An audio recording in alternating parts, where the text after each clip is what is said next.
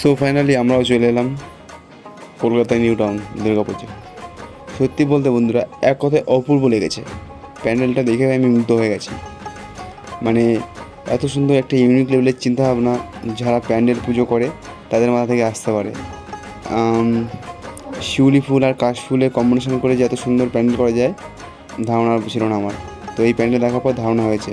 তো দেখতেই পারছো শিউলি ফুল আর মাঝে মাঝে মায়ের পা, আর এই কাপড়গুলো রয়েছে মনে হচ্ছে সিঁড়ি বেয়ে মা আসছে। মানে সত্যি কথা বলতে খুব সুন্দর লাগছে। তো মাঝখানে শিবলিঙ্গ আছে দেখতেই পাচ্ছ।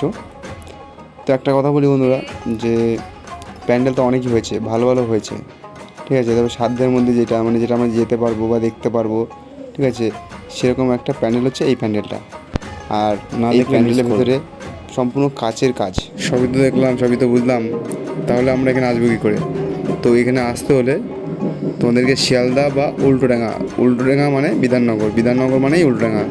তো এই দুটো জায়গাতে নামলে তোমরা নেমে বাস ধরে বলবে যে নিউ টাউন দুর্গাপূজা যাবো। এবার যে বাসের কন্ডাক্টর থাকবে সেই তোমাদেরকে নামিয়ে দেবে। আর বাস থেকে নেমে মাত্র 2 মিনিট হাঁটা পথ, 2 মিনিট হাঁটলেই তোমরা প্যান্ডেল পেয়ে যাবে। সত্যি বলছি, খুব সুন্দর একটি প্যান্ডেল। অবশ্যই দেখে এসো, ভালো লাগবে।